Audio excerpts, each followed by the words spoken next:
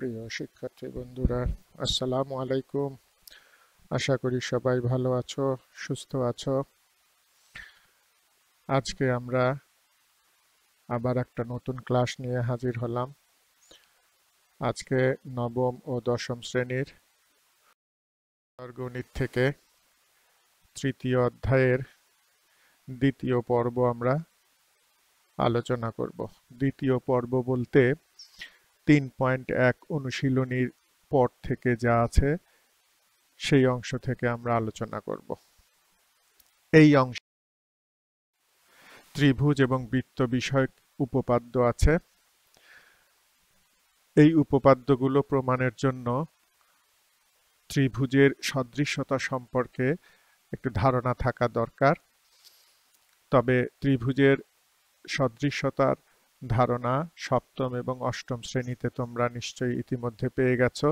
তারপরে আমরা অল্প কিছুটা পুনরালোচনা করি।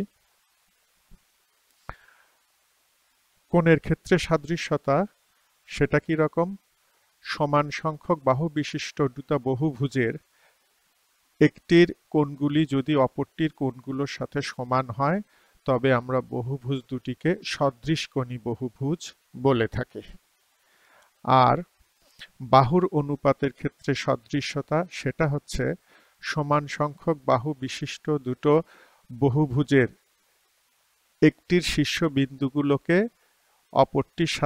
অপরটির শীর্ষবিন্দুর সাথে এমনভাবে মিল করা হয় যেন বহুভুজ দুটির অনুরূপ কোণগুলো সমান হয় এবং অনুরূপ দুটি বাহুর অনুপাত সমান হয়। তবে সেক্ষেত্রে আমরা বলবো বহুভুজ দুটি সদৃশ। প্রথমে কোণগুলো সমান হবে, তারপর অনুরূপ বাহু দুটির অনুপাত সমান হলে তখন আমরা বহুভুজ দুটিকে সদৃশ বহুভুজ বলবো। এই জায়গায় এই চিত্রে দুটিতে লক্ষ্য করো, ABCD একটি আয়তক্ষেত্র, EFGH একটি বর্গক্ষেত্র। চিত্র দুটি সদৃশ নয়, তবে তারা সদৃশকোণী, কারণ এদের কোণগুলো সব সমকোণ, প্রত্যেকে সমান, কিন্তু অনুরূপ বাহুর অনুপাত সমান নয়। সেজন্য চিত্র দুটি সদৃশকোণী কিন্তু সদৃশ নয়। আবার এই দুটি চিত্র লক্ষ্য করো, এক্ষেত্রে EFGH বর্গক্ষেত্র, KLMN একটি রম্বস। এক্ষেত্রে চিত্র দুটি সদৃশ নয়। এদের শীর্ষবিন্দুগুলো যে কোনো দিক থেকে যদি আমরা ধারাবাহিকভাবে মিল করি তাহলে এদের অনুরূপ বাহু দুটির অনুপাত সমান পাওয়া যাবে, কিন্তু অনুরূপ কোণগুলো সমান হবে না। ফলে এক্ষেত্রেও চিত্র দুটি সদৃশ নয়। ত্রিভুজের ক্ষেত্রে কিন্তু এরকমটি হয় না। ত্রিভুজের ক্ষেত্রে সদৃশ্যতার সংজ্ঞার সাথে যে দুটি শর্ত আছে সেই শর্ত দুটির যে কোনো একটি যদি সত্য হয় তাহলে অপরটি আপনা আপনি সত্য হয়ে যায়। সেক্ষেত্রে ত্রিভুজ দুটি সদৃশ হয়।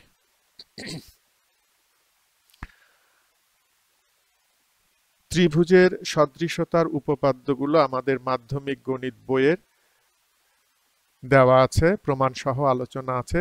এই জায়গায় আমরা বৃত্ত সম্পর্কিত উপপাদ্যগুলো আলোচনা করব। উপপাদ্যগুলো আলোচনার পূর্বে আমরা কতকগুলো শব্দ সম্পর্কে একটু জেনে নেই। এটি ABC একটি ত্রিভুজ।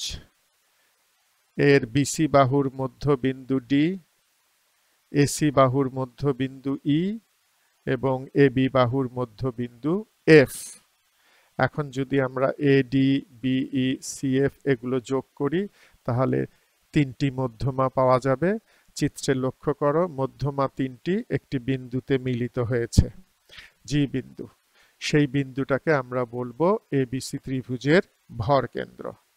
তাহলে ভর কেন্দ্রের সংজ্ঞা বলতে আমরা এভাবে বলবো, ত্রিভুজের মধ্যমাগুলো যে বিন্দুতে ছেদ করে তাকে ত্রিভুজের ভর কেন্দ্র বলে। আর ভর কেন্দ্রে একটা বিশেষ ঘটনা ঘটে। ত্রিভুজের ভর কেন্দ্রে মধ্যমাগুলো 2:1 অনুপাতে বিভক্ত হয়। এই জি বিন্দু থেকে শীর্ষের দিকে এদিকে থাকে 2 ভাগ, আর জি বিন্দু থেকে বাহুর দিকে এদিকে থাকবে 1 ভাগ। তাহলে এই ত্রিভুজটির ক্ষেত্রে আমরা পাচ্ছি এজি ইজ টু ডিজি সমান 2:1। ভর কেন্দ্র গেল। এখন আমরা আবার এই এবিসি ত্রিভুজের এ শীর্ষ থেকে বিসি বাহুর উপরে এডি লম্ব আঁকলাম, বি বিন্দু থেকে এসি বাহুর উপরে বিই লম্ব আঁকলাম, আর সি বিন্দু থেকে এবি বাহুর উপরে সিএফ লম্ব আঁকলাম। এই লম্ব তিনটা এই বিন্দুতে ছেদ করেছে, একটা বিন্দুতে ও বিন্দু। এই ও বিন্দুটাকে আমরা বলবো এবিসি ত্রিভুজের লম্ব বিন্দু। তাহলে লম্ব বিন্দু কাকে বলছি? ত্রিভুজের শীর্ষ হতে বিপরীত বাহুর উপর অঙ্কিত লম্বগুলো যে বিন্দুতে ছেদ করে তাকে আমরা ত্রিভুজের লম্ব বিন্দু বলবো। আবার এবিসি ত্রিভুজের এবি বাহুর লম্ব দ্বিখণ্ডক ডিই আর বিসি বাহুর লম্ব দ্বিখণ্ডক এফএইচ পরস্পর এস বিন্দুতে ছেদ করেছে। এখন তুমি যদি এস বিন্দুকে কেন্দ্র করে যে কোনো শীর্ষ পর্যন্ত ব্যাসার্ধ নিয়ে একটি বৃত্ত আঁকো, তাহলে দেখতে পাবে এই বৃত্তটি এ বি সি ত্রিভুজের তিনটি শীর্ষ বিন্দু দিয়ে যায়। এই বৃত্তটাকে আমরা বলবো এ বি সি ত্রিভুজের পরিবৃত্ত, আর ওই বৃত্তটির কেন্দ্র এস কে আমরা বলবো পরিকেন্দ্র। তাহলে ত্রিভুজের পরিকেন্দ্রের সংজ্ঞা হলো যে কোনো দুই বাহুর লম্ব দ্বিখণ্ডক যে বিন্দুতে ছেদ করে তাকে ত্রিভুজের পরিকেন্দ্র বলে। তবে তৃতীয় লম্ব দ্বিখণ্ডকটাও ওই এস বিন্দু দিয়েই যাবে, সেই জন্য দুটা বাহুর লম্ব দ্বিখণ্ডক আঁকলেই পরিকেন্দ্র পাওয়া যায়। এখন এই তিনটা যে বিন্দু আমরা পেলাম, একটি ভর কেন্দ্র, একটা লম্ব বিন্দু আর একটি পরিকেন্দ্র, এই তিনটা বিন্দু দিয়ে একটা উপপাদ্য আছে। উপপাদ্যটা সাধারণ নির্বাচন। ত্রিভুজের পরিকেন্দ্র, ভর কেন্দ্র ও লম্ব বিন্দু সমরেখ হয়, অর্থাৎ বিন্দু তিনটা একই সরলরেখায় অবস্থান করে। চলো প্রমাণ করার জন্য আমরা সামনে এগোই। বিশেষ নির্বাচনে আমরা কি করব? এবিসি ত্রিভুজ যার পরিকেন্দ্র এস, চিত্রে আমার এবিসি ত্রিভুজ তার পরিকেন্দ্র এস। এপি এই ত্রিভুজটার একটা মধ্যমা। এখন এ বিন্দু থেকে এডি আর বি বিন্দু থেকে বিসি দুটি লম্ব বিপরীত বাহুর উপরে আঁকলে লম্ব দুটো ও বিন্দুতে ছেদ করবে। তাহলে সংজ্ঞা অনুসারে আমরা ও বিন্দুটাকে বলবো এবিসি ত্রিভুজের লম্ব বিন্দু। এস এবং ও যোগ করলাম। এস ও রেখাংশটি এপি কে জি বিন্দুতে ছেদ করলো। আমাদের প্রমাণ করতে হবে যে পরিকেন্দ্র, ভর কেন্দ্র আর লম্ব বিন্দু এই তিনটা সমরেখ। এখানে এসটা পরিকেন্দ্র আর ওটা লম্ব বিন্দু আমরা আগেই পেয়েছি। এখন এই এস ও রেখা মধ্যমাকে জি বিন্দুতে ছেদ করেছে। আমরা জানি মধ্যমাগুলোর ছেদ বিন্দু হলো ভর কেন্দ্র। তাহলে এখন যদি আমি প্রমাণ করতে পারি এই জি বিন্দুটা এবিসি ত্রিভুজের ভর কেন্দ্র, তাহলে আমার পরিকেন্দ্র, ভর কেন্দ্র ও লম্ব বিন্দু একই সরলরেখায় অবস্থিত হবে। তাহলে আমার এই ক্ষেত্রে এটা প্রমাণ করাই যথেষ্ট হবে যে জি বিন্দুটাই এবিসি ত্রিভুজের ভর কেন্দ্র। প্রমাণ করব এখন আমরা। ত্রিভুজ এবিসি এর লম্ব বিন্দু থেকে বিপরীত শীর্ষের দূরত্ব এও।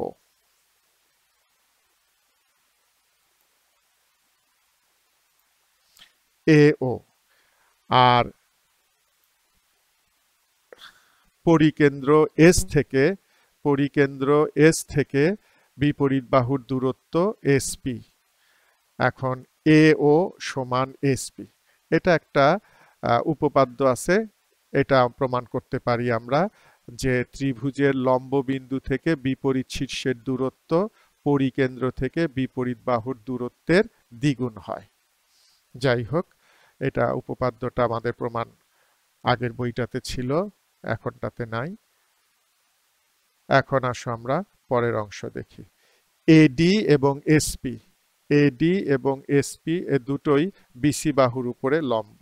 কেন লম্ব? এডিটা আমরা লম্ব বিন্দু আঁকার সময় লম্ব এঁকেছিলাম, আর এসটা যদি পরিকেন্দ্র হয় তাহলে পরিকেন্দ্র পাওয়ার জন্য বাহুর লম্ব দ্বিখণ্ডক আঁকতে হয়, তাহলে এসপিটা অবশ্যই বিসি এর উপরে লম্ব হবে। আচ্ছা, তাহলে আমরা বলতে পারি এডি এবং এসপি পরস্পর সমান্তরাল। আবার একটা জিনিস দেখো, এডি ও এসপি পরস্পর সমান্তরাল আর এপিটা তাদের ছেদক। তাহলে আমরা এখানে দুটো পাচ্ছি কোণ, এই কোণটা, এইখানকার এই কোণটা, আর এইখানে নিচে যে কোণটা আছে এই কোণ দুটো সমান একান্তর কোণ হিসাবে। এইটার ক্ষেত্রে আমরা ছোট করে যদি বলি তাহলে বলতে পারি যে কোণ ও এ জি সমান কোণ এস পি জি, এই কোণ দুটো এখানে সমান পাওয়া গেল। এখন ত্রিভুজ এ জি ও, এ জি ও এটা, আর ত্রিভুজ পি জি এস এটা, এই ছোটটা ত্রিভুজ দুটাকে আমরা একটু বড় করে দেখি। এই এখন এই ত্রিভুজ দুটাতে আমরা কি কি পাচ্ছি? প্রথমে পাচ্ছি ও এ জি, এই উপরের কোণটা আর এইখানে নিচের কোণটা। একটু আগে আমরা প্রমাণ করে এলাম এই কোণ দুটা কেন সমান, এই কোণ দুটো হলো একান্তর কোণ। আবার কোণ এ জি ও এটা আর এস জি ও, এই দুইটা পরস্পর সমান কেন দেখেই বুঝতে পারছো, বিপ্রতীপ কোণ। বা এই ত্রিভুজ দুটোতে আর বাকি থাকলো এই ও বিন্দুতে কোণ আর এস বিন্দুতে কোণ, এই কোণ দুটো আপনা আপনি সমান হয়, কোনো যুক্তি লাগে না এখানে আর। কারণ ত্রিভুজের তিন কোণের সমষ্টি 180 ডিগ্রি, ফলে অবশিষ্ট কোণ এ ও জি সমান অবশিষ্ট কোণ পি এস জি, এরা সমান। এখন সদৃশ্যতার সেই ধারণাটা যদি আমরা এখানে প্রয়োগ করি, এই ত্রিভুজ এ জি ও এটা আর ত্রিভুজ পি জি এস, এই ত্রিভুজ দুটার তিনটা কোণ পরস্পর সমান, অতএব আমরা বলতে পারি ত্রিভুজ দুটি সদৃশকোণী অর্থাৎ সদৃশ। তাহলে সেক্ষেত্রে দুইটা ত্রিভুজ যদি সদৃশকোণী হয় তাহলে তাদের অনুরূপ বাহুগুলো সমানুপাতিক হবে। এখন আমরা এখানে এক জোড়া করে অনুরূপ বাহু নিয়েছি। প্রথমে এই ত্রিভুজের উপরের ত্রিভুজের এজি, এটা এই বাহুটার বিপরীত কোণ ও, আর ও কোণের সমান এই নিচের ত্রিভুজটাতে এস কোণ, সেই এস কোণের বিপরীত বাহু পিজি। তাহলে আমরা পাচ্ছি যে এজি আর পিজি এই দুটো হলো অনুরূপ বাহু। তাহলে এই দুইটার অনুপাত আর কার সাথে সমান হবে? এই ত্রিভুজে দেখো এ ও বাহু, তার বিপরীত কোণ হলো এটা, আর এই কোণের সাথে নিচে কোণ হলো এটা, এরা বিপ্রতীপ কোণ হিসেবে সমান। এই নিচের কোণটার বিপরীত বাহু এসপি, সেই জন্য আমরা এসপি নিলাম। এই তাহলে এখন এই জায়গায় আমরা মান বসাবো। এই ও এ এর মানটা আমরা আগের স্লাইডে দেখেছি, সেটা হলো 2sp, 1 নম্বর সমীকরণে আমাদের ছিল। এখন এইখানে এসপি আর এসপি যদি কাটা যায় তাহলে আমরা এখানে পাবো এজি বাই জিপি সমান 2/1, অর্থাৎ এজি ইজ টু জিপি সমান 2:1। এখন দেখো এই রেজাল্টটার অর্থ হলো, চিত্রে তাকাও, জি বিন্দুটা এই পুরো এপি মধ্যমাটাকে 2:1 অনুপাতে বিভক্ত করেছে। তা আমরা জানি ভর কেন্দ্র মধ্যমাকে 2:1 অনুপাতে বিভক্ত করে, অতএব জি বিন্দুটাই এই এবিসি ত্রিভুজের ভর কেন্দ্র। অতএব আমরা প্রমাণে উপনীত হলাম যে ত্রিভুজের পরিকেন্দ্র, ভর কেন্দ্র এবং লম্ব বিন্দু সমরেখ। চলো আমরা আর একটা জেনে নেই, নববিন্দু বৃত্ত কি হয়। 9টি বিন্দু দিয়ে একটা বৃত্ত আঁকা যায়, কিংবা আমরা বলতে পারি 9টি বিশেষ বিন্দু একটা বৃত্তের উপরে থাকে। বিন্দুগুলো কি রকম? কোন ত্রিভুজের বাহুগুলোর মধ্যবিন্দু ত্রয় 3টি, শীর্ষবিন্দু থেকে বিপরীত বাহুর উপর অঙ্কিত লম্ব ত্রয়ের পাদবিন্দু আরো 3টি, শীর্ষবিন্দু ও লম্ব বিন্দুর সংযোজক রেখাত্রয়ের মধ্যবিন্দু এখানে 3টি। এই মোট 9টি বিন্দু একই বৃত্তের উপর অবস্থান করে, সেজন্য ওই বৃত্তটাকে আমরা বলি নববিন্দু বৃত্ত। চলো আমরা পাশে চিত্রটা আঁকার চেষ্টা করি। বৃত্তটা সরি ত্রিভুজটা এটা আমরা নাম দিলাম না, সংক্ষেপ করলাম।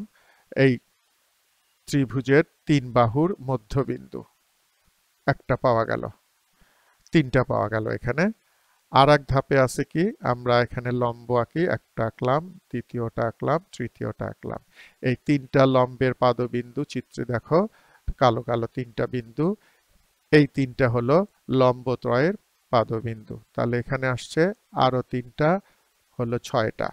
এখন বাকি থাকলো, এখন আরো 3টা আছে, সেই 3টা হলো যেমন এই লম্বগুলো শীর্ষ থেকে বিপরীত বাহুর উপর লম্ব, এই লম্বগুলো যে বিন্দুতে ছেদ করে সেটাকে আমরা বলি লম্ব বিন্দু। তাহলে এটা হলো লম্ব বিন্দু। এখন এই লম্ব বিন্দু আর শীর্ষ বিন্দু এই দুইটার সংযোজক রেখার মধ্যবিন্দু, তাহলে এটা লম্ব বিন্দু আর এটা হলো আমার একটা শীর্ষ, তাহলে এই দুইটার মধ্যবিন্দু, এটা হলো একটা বিন্দু। আবার এটা লম্ব বিন্দু, এখানে আর একটা শীর্ষ, এই দুইটার মধ্যবিন্দু, এখানে একটা, আবার এটা লম্ব বিন্দু, এটা শীর্ষ, এই দুইটার মাঝখানে আর একটা মধ্যবিন্দু পাওয়া গেল। এখন এখানে যদি আমরা গুনি, এখান থেকে 1 2 3 4 5 6 7 8 9, এই 9টা বিন্দু দিয়ে আমরা একটা বৃত্ত পাবো। তাহলে বৃত্ত আঁকতে আমাদের প্রথমে কেন্দ্রের দরকার। আমরা এর কেন্দ্র কোথায় পাবো? ত্রিভুজের লম্ব বিন্দু এখানে এটা, আর ওই ত্রিভুজের পরিকেন্দ্র এইখানে, পরিকেন্দ্র কোথাও আছে আমরা খুঁজে বের করব। এই দুইটার সংযোজককারী রেখাংশের মধ্যবিন্দুই হবে নববিন্দু বৃত্তের কেন্দ্র। চলো আমরা এটার কেন্দ্রটা খুঁজে বের করি। ত্রিভুজটার এটা বাহু দুইটার লম্ব দ্বিখণ্ডক, এরা এই বিন্দুতে ছেদ করলো। আমরা পরিকেন্দ্রের সংজ্ঞা থেকে জানি যে দুই বাহুর লম্ব দ্বিখণ্ডক যে বিন্দুতে ছেদ করে সেটা তার পরিকেন্দ্র হয়। তাহলে এটা পরিকেন্দ্র আর এটা লম্ব বিন্দু, এই বিন্দু দুটো যোগ করি, এর যে মধ্যবিন্দু এটাই হলো আমার এই নববিন্দু বৃত্তের কেন্দ্র। এখন ওই বিন্দুটাকে কেন্দ্র করে এটা ব্যাসার্ধ ধরে আমরা যদি একটা বৃত্ত দেখি, এই দেখো এই বৃত্ত, এটা হলো আমার নববিন্দু বৃত্ত। আশা করি নববিন্দু বৃত্ত সম্পর্কে তোমাদের ধারণাটা আমি স্পষ্ট করতে পেরেছি। তবে কম্পাস পেন্সিল দিয়ে আঁকতে আমাদের অনেক সময় লাগবে। যাই হোক, ধারণাটা আমরা নিলাম। এরপরে আরো দুটো উপপাদ্য এই অংশে আছে, আমরা আগামী ক্লাসে সেই দুটো সারবো। একটা ব্রহ্মগুপ্তের উপপাদ্য আর একটা হলো আমাদের টলেমির উপপাদ্য। সেই পর্যন্ত সবাই ভালো থাকো, সবাইকে ধন্যবাদ।